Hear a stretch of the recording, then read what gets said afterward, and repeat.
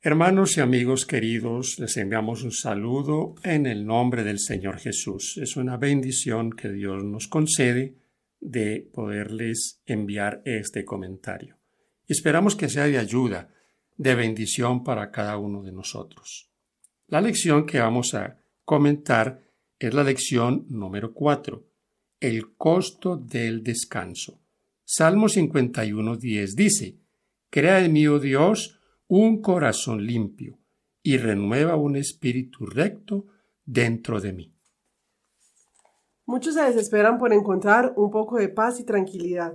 También están dispuestos a pagar por ello.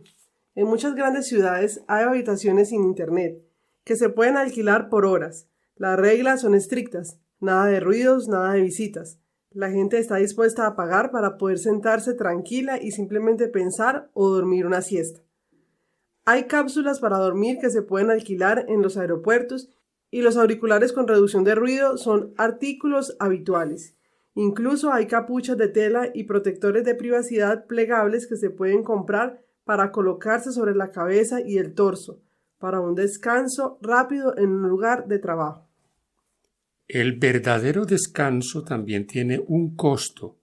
Si bien a los especialistas en trucos de autoayuda les gustaría hacernos creer que podemos determinar nuestro destino y que el descanso es solo una cuestión de decisión y planificación, no obstante, cuando lo consideramos honestamente, nos damos cuenta de nuestra incapacidad para darle un verdadero descanso a nuestro corazón.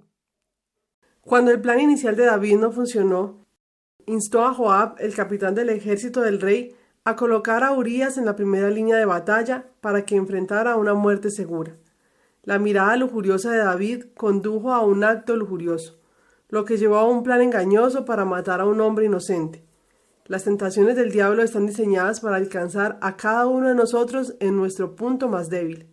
Si hay algún punto vulnerable en nuestro carácter, el diablo explorará ese punto para llevarnos al pecado. Agotado y cansado. Segundo de Samuel 11, 1-5. Aconteció al año siguiente, en el tiempo que salen los reyes a la guerra, que David envió a Joab, y con él a sus siervos y a todo Israel, y destruyeron a los amonitas, y sitiaron a Rabá. Pero David se quedó en Jerusalén, y sucedió un día, al caer la tarde, que se levantó David de su lecho y se paseaba sobre el terrado de la casa real, y vio desde el terrado a una mujer que se estaba bañando, la cual era hermosa. Envió David a preguntar por aquella mujer, y le dijeron: aquella es Betsabé, hija de Eliam, mujer de Urías heteo. Y envió David mensajeros, y la tomó, y vino a él, y él durmió con ella. Luego ella se purificó de su inmundicia, y se volvió a su casa. Y concibió la mujer, y envió a hacerlo saber a David, diciendo: estoy encinta. El título de esta parte de nuestro estudio, agotado y cansado. ¿Agotado y cansado? La Biblia dice que a esa hora David estaba en su casa, descansaba, pero la pregunta es, ¿dónde debería de estar? Por supuesto, la respuesta es clara, con su ejército, que estaba al otro lado del río y batallaba. Podríamos decir entonces que David estaba en el lugar equivocado, así dice un comercial en Colombia.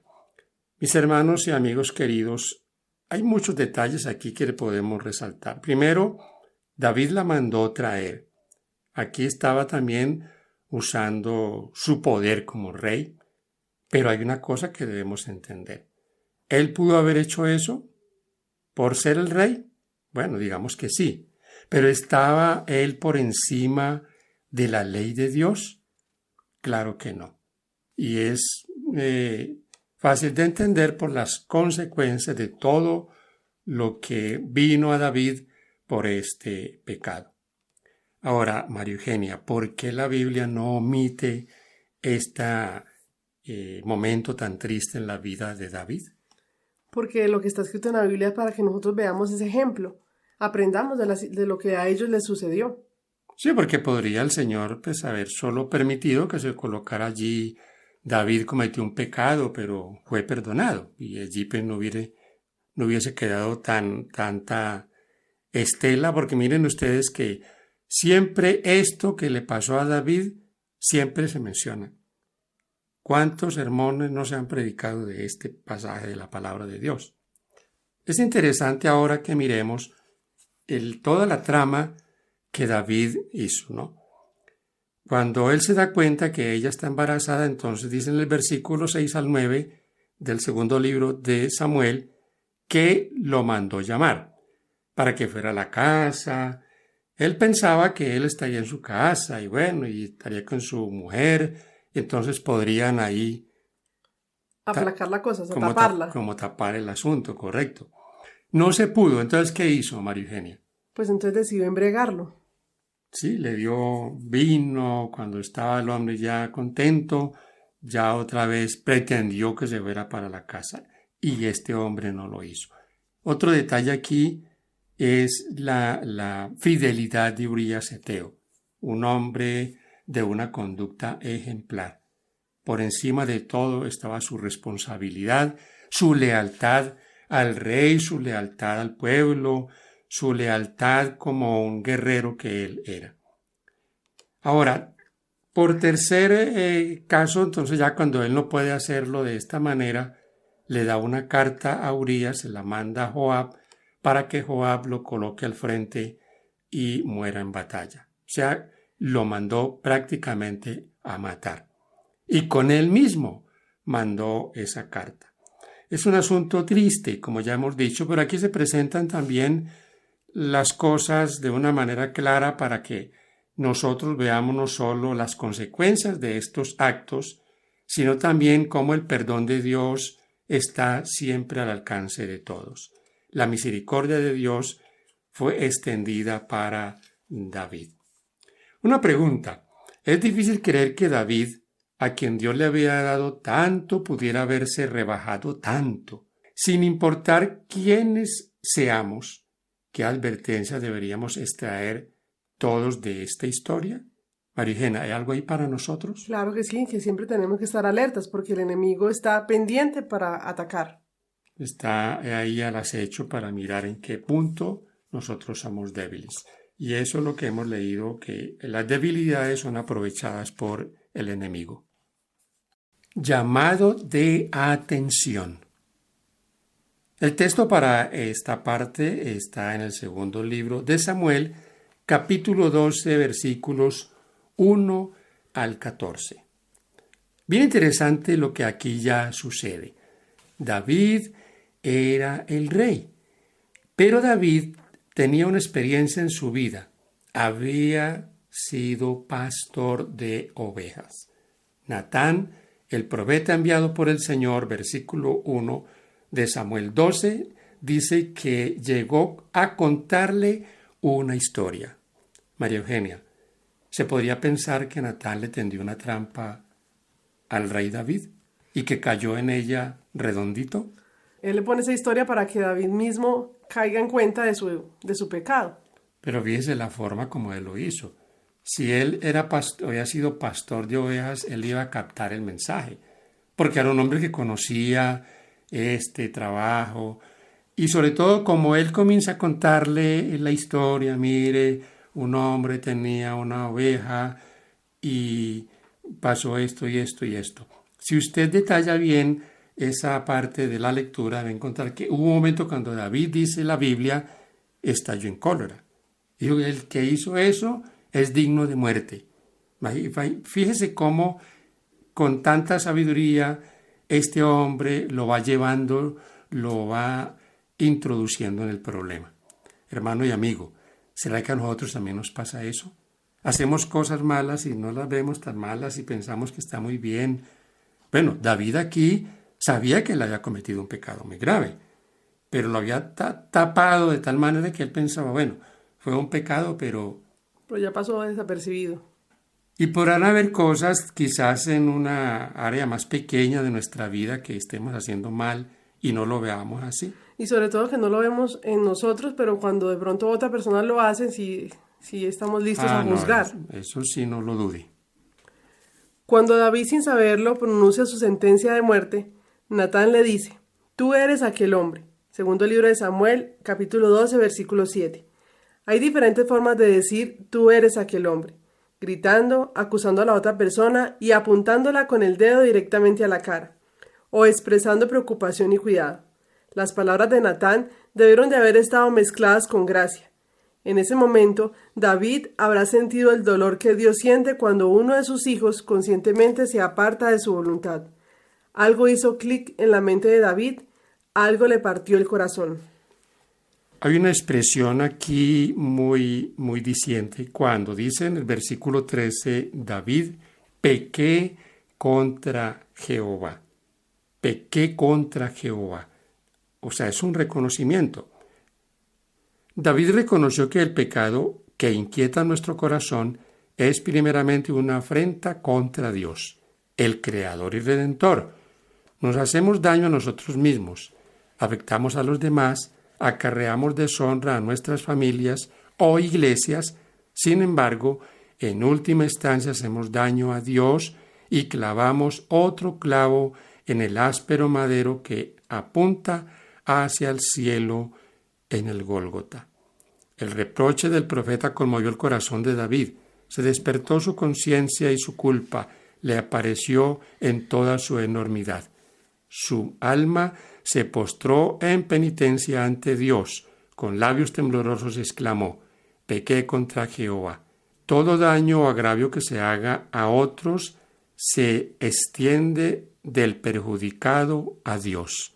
David había cometido un grave pecado contra Urías y Betsabé y se daba cuenta perfecta de su gran transgresión, pero mucho más grave era su pecado contra Dios. Patriarcas y Profetas, página 712.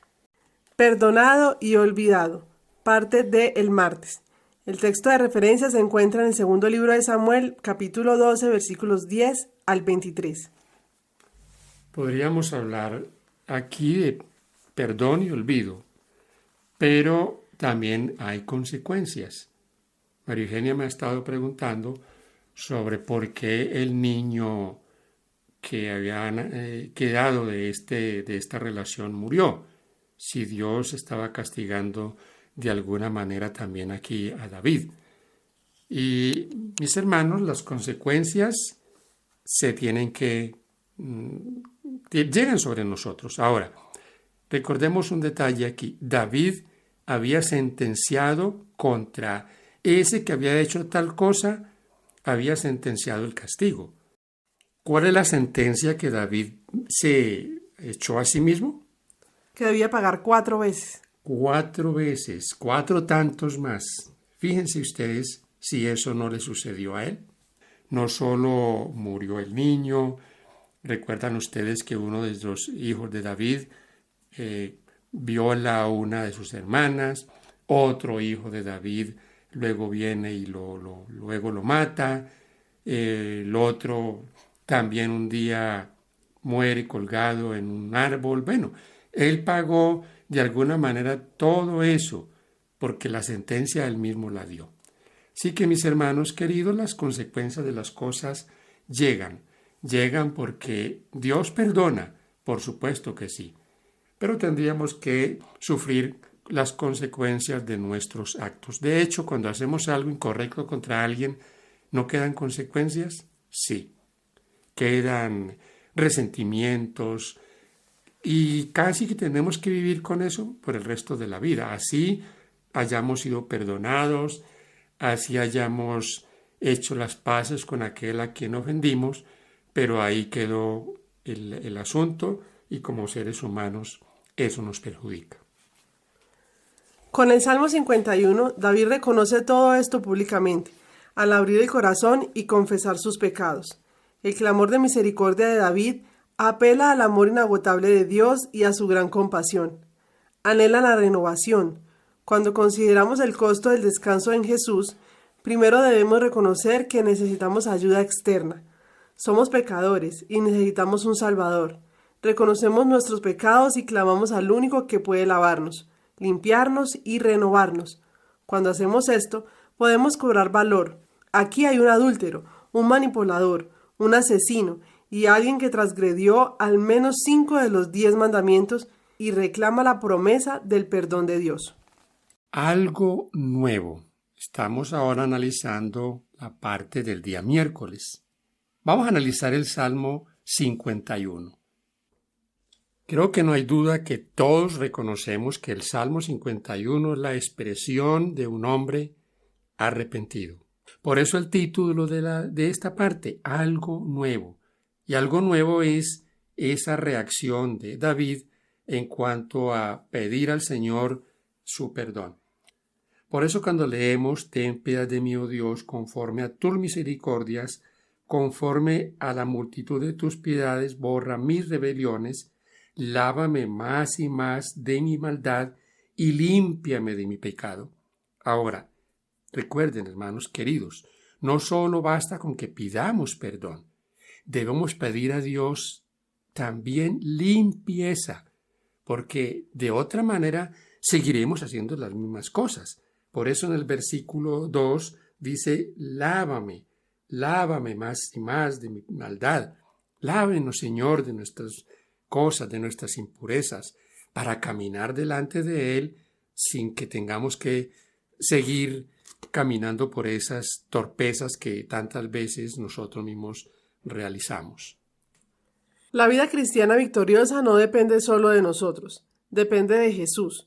Anhelamos su presencia, ansiamos su espíritu, queremos el gozo de su salvación, reconocemos nuestra necesidad de renovación y restauración. Necesitamos su descanso, el acto divino de recrear. El descanso de la creación no está lejos del perdón. Crea en mí, oh Dios, un corazón limpio y renueva un espíritu recto dentro de mí. Salmo 51:10. Utiliza terminología de la creación.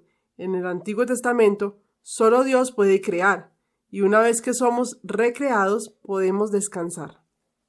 Y debemos experimentar entonces el gozo de haber sido liberados de esas conciencias culpables. Entonces no puede haber en nosotros sentimientos de culpa si ya hemos acudido al Señor. ¿Podríamos entonces tener la seguridad del perdón? Claro que sí. Reflectores de la luz de Dios. Parte para el jueves. Salmos 51:13. Entonces enseñaré a los transgresores tus caminos, y los pecadores se convertirán a ti. Después de haber reconocido su pecado, fíjense en un detalle aquí en este texto que hemos leído. Hermano y amigo querido, nosotros los misioneros anhelamos llevar almas a los pies del Señor, pero la primer alma que debe ir a los pies de Cristo somos nosotros. ¿Por qué? Fíjense en lo que el texto dice, entonces enseñaré tus caminos a los transgresores. ¿Cuántas veces queremos que los demás cambien, que se conviertan al Señor?